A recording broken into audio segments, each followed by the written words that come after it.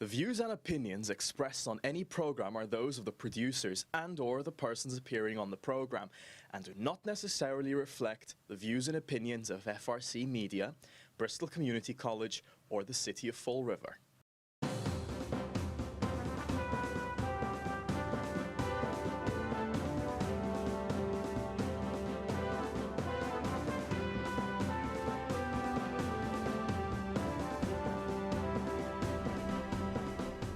Well, hello. Welcome to Spindle City Straight Talk. I'm Chuck. And I'm CJ. And it is Monday, the day before the election. Don't forget to vote tomorrow. That's the important thing. If you don't vote, Chip is going to come and drag you out of your house. Look, if you don't vote, don't complain. That's it. If you don't get out there, and as we always say, you can complain and you can disagree or agree with us, and that's just part of the process, as the politicians say. But you can only complain if you vote. Exactly. If you don't vote, you can't complain. Look, if 80% of the people of this city, and it should be 100%, but if 80% of the people vote, you can say you've got an accurate representation to a degree of what the people want. But when everybody stays home and then after they get in and they complain about their tax bills and things, well, you got no complaint. I will be there in person. I know CJ's already voted. I've already voted. He's already voted. I plunked. I always plunk. That's it. I always plunk. If you people who don't know what plunking is, it's just not voting for 9 when you can vote for 9. Exactly.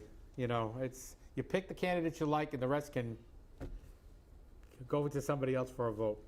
I first want to, secondly now, want to bring up the fact that for those of you who may not know, Chuck Gregory passed away over the weekend. Like Chuck or not, he was a man of Fall River. He was Fall River. He had Fall River in his heart. He did everything for Fall River. He did everything for the veterans. He was in the Veterans Day Parade. This will be the first Veterans Day Parade, I think, that he will not be proud of. He also did the holiday parades. And I think this is going to be another year that he's not part of the holiday parades. I know that many people will miss him. Some people won't. If you follow his Facebook posts, you never know which way to think. So he was a kooky little guy, but he was real. He was real. So a great loss to the city. My sympathies goes out to his family. I know his brother Jeff, and we know that the family is dealing with this rather emotionally. So I wanted to bring that up. The other thing is, did you see or hear, I should say, some of these commercials and some of these postcards? Yeah. Well, Paul came out with a Facebook post on his accomplishments. Movies, concerts in the park, cornhole tournaments, all entertainment. Those are all his accomplishments. Nothing of substance. Nothing of substance. Well, nothing of real merit to the taxpayer and what he's done to the city. It's all, look, let's face it. I mean, the reality is, and by the way, I knew Chuck and I know his brother. Actually, I used to run into his brother up here a lot, walking the dog, and he had a dog. And my condolences go out to him, just to reaffirm what you said. He was a Fall Riverite. He stayed in Fall River. He was invested in Fall River, and whether you agreed or disagreed with him, he was part of the Fall River landscape for a very long time. But to get back to Paul, look. Apparently, he will always be somebody who is still in his school department, no matter where he is. He deals with things to entertain children for the most part. Right. So he thinks his job as a mayor is to entertain Fall River, not to basically be the person who moves it forward and protects the taxpayers and gives people a good and safe city to live in. That's the problem. Oh, and the one, and I forgot. I overslept today. I was late getting here. I was almost late getting here. I left the push card that I got in the mail. You finally got one. Yeah, and it had a union bug on it. Yes, it did. But Yeah, they wouldn't send me one without a non-union because they knew I'd flag it. I flagged the one that you got. But I don't know if he wrote it. Obviously, he wasn't an English teacher because the way it was written, and I'll bring it to the next year, it'll be irrelevant anyway, but it says something about, fundamentally, he wanted to say he has his finger on the pulse of the city, Right. but he said that he had a pulse.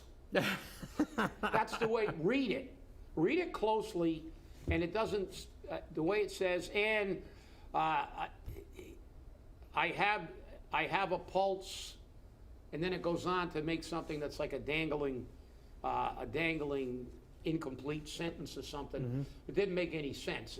Normally that expression is like I have my finger on the pulse or something, Right. or but it's like he had a pulse. Well, I hope so.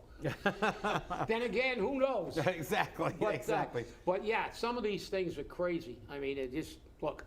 When your list of accomplishments of movies and stuff like that, I guess if you wanted to take over the movie that Alec Baldwin was directing, maybe that would be a good resume. But to be the mayor of the city of Fall River for 2 years, and your list of accomplishments are cornhole tournaments or what I don't even know what the hell, cornholios or whatever, and movies and passing out PPEs and that's just unfortunately, in my opinion. And look, you can vote for a guy like that if you don't care that your tax rate's going to go up through the roof, that the fees are going crazy, that we got a deficit, that you're paying almost $2 more a gallon for gas, that you have an inflation tax caused by the other non-participant in government, our president, who doesn't care about everything that's going on, paying more for every food item, everything in them.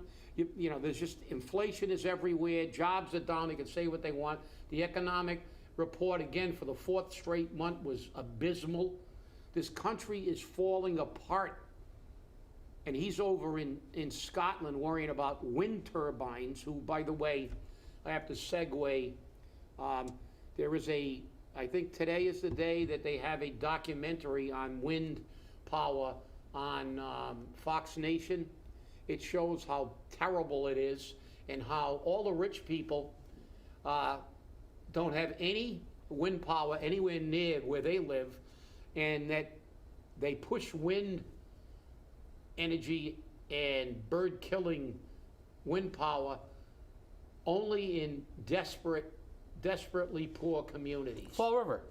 Well, look, watch the documentary.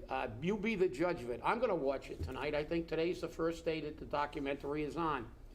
I think it's called Power in America, Wind Power in America.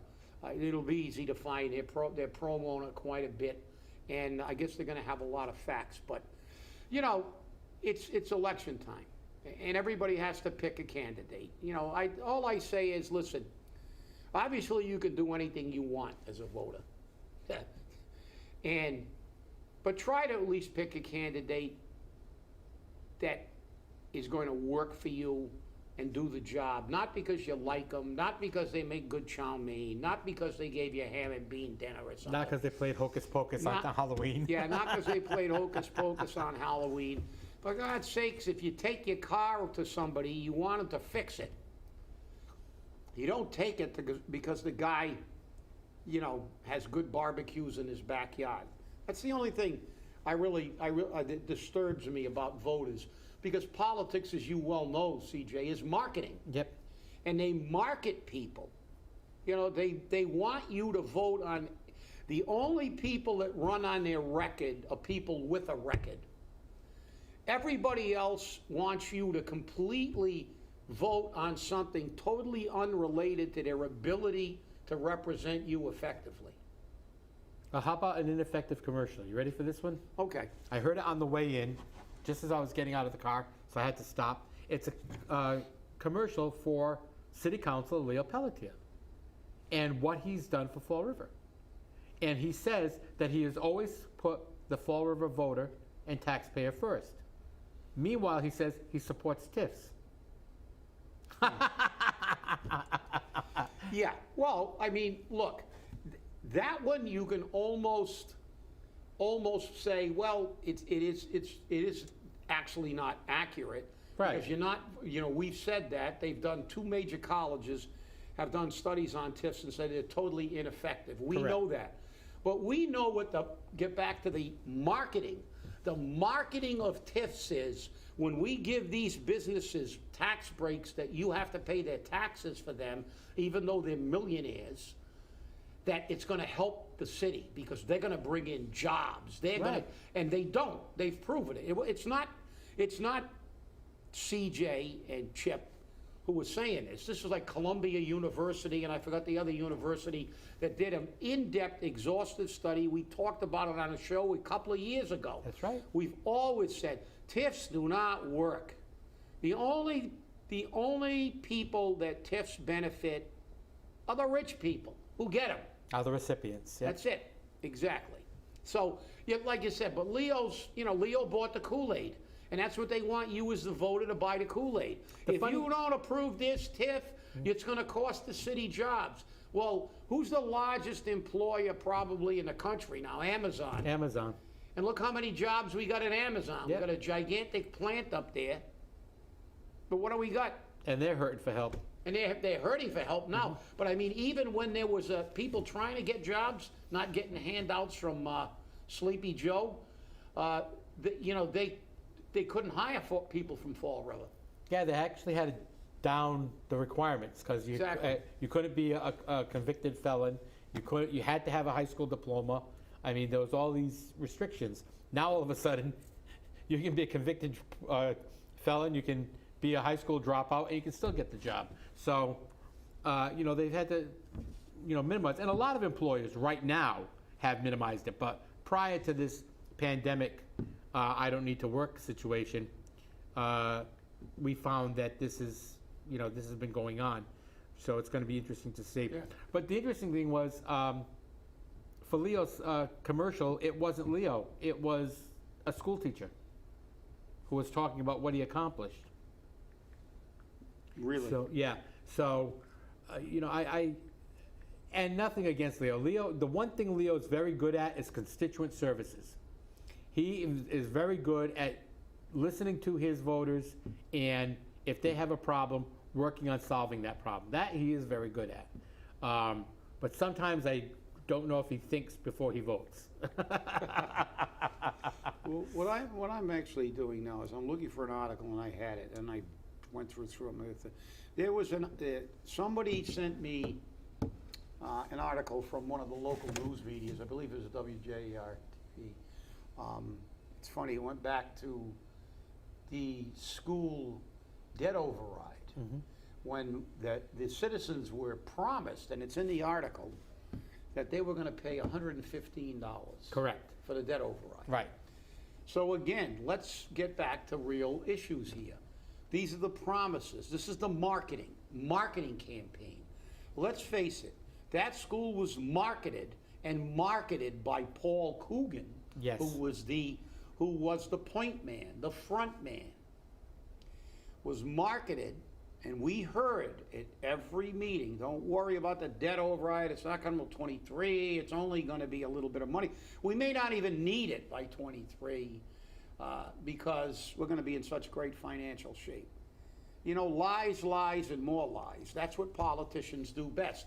They market. You've been kicking the can down the road for decades now in this city, and ultimately the can will not be able to be kicked anymore because we're going to run out of money, and we're going to have no ability to pay. We're facing a $10 million deficit here. So pay attention. I'll try to pull that article up at some point. Well, what's interesting about that is, and when we look back at it, we were promised a 60-40 split. Remember that? Yep. A 60-40 split. The city was going to pay 60% of the debt exclusion. The public was going to pay 40%, and that meant it was going to be like $115 or $118. I don't know if that was a year or a quarter. But now it's a 100% on the back of the taxpayer. So if you take 115, we'll use that one instead of 118. You take that and double it, that's 230. Then add another 10%, you're probably talking about $250 more I don't know if that's a quarter or a year. If it's a year, that's an extra $1,000. If it's a year, it's $250. But if it's a quarter, it's an extra $1,000, and that can hurt. It's going to hurt big time. And this is what the mayor, current mayor Paul Coogan, wants to do at the start of next year. Instead of waiting until January 2023, he wants to start at January 2022 so he can meet the necessary budget deficits that he has. And that's a problem. And these are the promises that were made. And don't even get me on what the current situation of the Durfee High School is right now, and it's only a couple of months open. Oh, please do, but let me just add one thing at the end of that comment. The thing that really is appalling about this whole thing is that it's bad enough when politicians go back on promises to the people that they didn't make. He's the guy that made these promises. That's right. Remember that. He's the guy that stood up there and said 60-40, 115. We're only going to pay for it. Now it's 100%. Now all of a sudden you got Mary Stahady sitting in front of council saying, well, told them everything that we said during those things, that as soon as you vote for that, they could put it into effect. That's right. You are on the hook for 100%, whether they tell you 60-40 or not. That's right. And look what they've done to you. You bought their line, you bought their marketing campaign. You remember the old marketing campaign, that years ago, they marketed cigarettes. Athletes and doctors used to endorse cigarettes. Then finally, they realized that they kill people. But marketing campaign, you're killing the taxpayer. This was marketed by the individual who's going to put this into effect. That's right. So, I don't know. That disturbs me because he made a promise. He made a promise. And I've never heard an explanation why he can't keep the promise that he made. Right. Because the only explanation is lack of fiscal restraint. That's right. Spending too much money. Right. Well, by all means, let's get to the school and what's happening. Well, before I get to the school now, because you brought something else up, because we have one debt exclusion, we may be getting a second debt exclusion. Yes. Diamond, I don't know if you saw the article. Yeah. Diamond wants to build a new 4-story building for their school because they're growing so much. They don't have any room left. So, from what I understand, that may cost Fall River $90 million. Yeah, because we got the biggest piece of that pie. That's right. That's right. So, are we going to have to vote on that debt exclusion? Well, I'm not going to vote for Because, it. well, neither would I, but I'll tell you now. If we have to vote on that debt exclusion, they may have a problem getting it through this time because they've got such bad taste because of Durfee. Yeah. Especially because Durfee's leaking through the roof. The water's pouring out on the second floor, which means it has to come to 2 stories into a barrel, a 55-gallon drum, and they're collecting the water. The ceiling around electrical outlets is coming apart. Okay? But remember, that shoddy construction was not going to happen. Paul Coogan again promised it will not happen with this job. Yeah, but CJ, when a guy that gave $300,000 to a super PAC that donates to him, things like this happen. Yeah.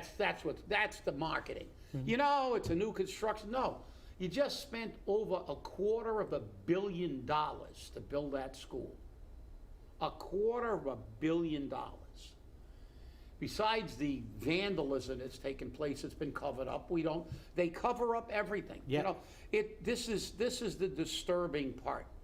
If they were on it and said, listen, we're going to hold these people accountable, they're going to have to repair this and put it back exactly the way it should be, not put a Band-Aid on it, and in 5 or 10 years, they're going to be showing the pictures in 20 years or 15 years or maybe less of that school with buckets like they have now to justify another debt override because they're going to have to rebuild the school. It's inexcusable. But why do these, especially school departments, because their seemingly insensitivity to the plight of the people. Look at the Loudoun County School Board covering up 2 rapes. Mm-hmm. Covering up 2 rapes. And then sicking the DOJ on the parents because they have the audacity to come in and object to having 2 rapes. They covered up the rape, sent the kid to a different school. He raped somebody else, alleged rapes right now, although the charges have been filed. Why do we cover up everything? Why do we cover up everything? When in fact, the Constitution says they are answerable to us at all times, but they're not answerable to anybody. Well, you know, they're saying that we don't have to answer to you in Loudoun County, Virginia, just as the Fall River School Department said to us that they did not have to answer to us about Malone. And then they run for re-election, and they tell you, don't worry about it, I ran cornholio games, vote for me. Yeah, exactly. Well, you know, the very interesting part is that you brought up the vandalism. There's a lot of vandalism going on, and the only way that these problems have become public is students. Students are disgusted.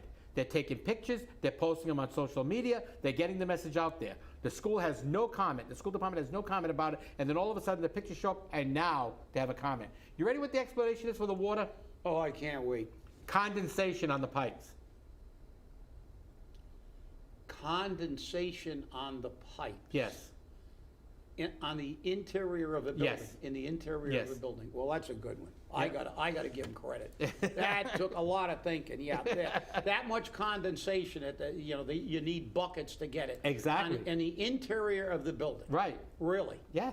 Isn't that it? Somebody's gonna have to explain that one to me. How that building could have been constructed, have a heating system, and have a ventilation system that's supposed to maintain the integrity of the interior of that building. So, but they've got condensation. What is causing the condensation? I would really like to see that. So would I. Have one of their great engineers come and tell me this. But you know, that's the other fact. It'll never get fixed right, because you know it and I know it. It will never get fixed right, because what they'll do is they'll put a Band-Aid on it until it becomes out of sight, out of mind. Well, it's fixed. It's not fixed. It's like if you get a leak in your roof, and that leak now creates damage to the interior of the building, you're not going to settle that claim until they fix all the damage. Exactly. And it's put back to the way it should have been in the first place. Exactly. Not put a Band-Aid on it. You know, if you get a leak and now it compromises the structural integrity interior, there's mold, there's this, there's that. You have to mitigate everything and maybe rip the whole section of that thing down and rebuild it. Exactly. That's not going to happen. And remember, we went through this before the building was completed. That's right. When there's water pouring into the building, because God only knows why you would put drywall up in a building that has an insufficient roof and no windows. Well, that's probably the same engineer that said it's condensation on the pipes. Yeah, well, and here's the other thing that comes out of the school department, and of course Paul Coogan. Well, it's still under warranty, so they'll have to fix it. I would hope they have to fix it. It's only been 2 months. Yeah, but they have to fix it. But where was the oversight? Wasn't there a clerk of the works? Wasn't there? Yeah, and that actually happens to be somebody who is already working for Paul again. Yeah. Okay. Isn't that amazing? What a coincidence. Yeah. Coinky-dink. It is. It's a coincidence that the individual who was commissioned to oversee that building and make sure things were being done right didn't do their job. Right. So what do they get? A promotion and a pay raise. That's it. That's it. And that's what happens, you know. And sadly, your tax dollars at work. At waste. Because you know the ATM machine never ever gets out. But look, this is what we're voting for. You know, tomorrow, do we want accountability or do we want cover-ups? That's, in my estimation, what this election is about. Do you want to vote? I mean, I cannot believe that Mimi Laravi's even running after I know, the after what she did. After covering up and her commercials. Like, I got 30 years experience with the kids. You didn't care about the kids, you didn't care about the teachers, you didn't care about the people when you had a superintendent that was running amok in that school department. And you covered for him. You not only condoned it, you enabled it. That's right. you know, the other three bozos, at least they're not running. They're giving people time to hope. They hope they'll forget. You may see them resurrect their face again In 2 politically. years, yeah. But the fact is, they at least had enough presence of forethought not to run. But she ran. It just goes to show that the total arrogance, just total disregard. And her ad is she gave the finger to every parent, every school teacher, every taxpayer in the city of Fall River by allowing that cretin to stay in his position. And she's running again without even a second's hesitation. Yep. This was the finger, right? It was over a little bit. Yeah, but I guess because when your brother's the principal and you're at the part high of school, yeah. you're part of the cabal, Yeah. you figure you're entitled to that. Well, you know, position. her ad you was should so- be entitled to that position. Her ad was so deceptive. 30 years. It makes it sound like she's a school teacher. Yeah. 30 years at the boys' club. That's her 30 years, I guess. Did she put 30 years in at the Come boys' on, club? I don't know. Let's be politically correct. The Boys and Girls Club. Come I on. always used to get Come on. in trouble from that from Yeah. Pauline. She used to Yeah. scream at me about that because it is the Boys and Girls Club. But now. you're right. We look at this, and where's the accountability? None. Where's the, you know, where is the respect for the taxpayers? None. Part of the cabal. Yeah. You know, she's got relatives in the school department. So, you know where does her loyalty truly lie with the people, the parents? No, well, we saw Loudoun County. They just basically said, you don't even, as a matter of fact, the guy running for governor in Virginia said parents don't have any say at all in the education of their children. And let's be realistic. In Fall River, if it wasn't for Colin Dias, That's right. the parents still wouldn't have any say. Yep. Because they were shutting them up. If they didn't like what you had to say, they didn't let you speak. Yeah. Now, Colin got the ACLU involved. He got all the bigwigs involved, and he fought for your right to speak. And kudos to that young man, because he had enough, you know, wherewithal and enough persistence to make sure that his voice and other voices would be heard. And it's thanks to him. You got to give credit where credit is due. Yeah, you do. You have to. And the fact is that he really, really stepped up and you know, for himself and for every other parent. But you know, tomorrow's a very important day, people. And look, I'm not going to deny you, cancel you because you're going to vote for somebody I'm not voting for. I'm going to just tell you that it is a privilege to vote. It is you are exercising your right as an American to run and determine how this country is run and how this city is run on a local level. So there is no excuse for not voting unless you're hospitalized. And even then, you can still vote. If you got enough time, you can vote. If you know you're going to be out of town tomorrow, if you know you're going to be involved with a medical issue, a treatment, a procedure, go down to Government Center today, 6th floor, see the Elections Commission, get an application, and they'll let you vote today. They will let you vote today if you're going to have a problem tomorrow. That's how important voting is. So remember that. Get out there and vote because it's very, very important. Right. Vote early and often. No, I didn't say that. What are you, a Democrat? No, just vote and cast a vote based on issues. I would say consider voting on issues. Tomorrow is going to be an important election for Fall River. It is. It's going to be changing the face of Fall River and what's going on in our city. And unless we're on top of it, we're going to have a problem. So we have to be sure that the people we elect tomorrow are the people we want to take Fall River forward. Not to leave us stagnant, not to be spending our money, and not to be taxing the bejesus out of the taxpayer. Because I'll tell you now, it's all high enough. And the fees and taxes is ridiculous. $25 for a death certificate. $25. That's ridiculous. So. That's what happens when you run late. Well, everyone, I want to thank you all for watching. It's a pleasure to be here. Remember, get out and vote tomorrow. Stay safe, stay angry, and hold your politicians accountable. Thanks for watching.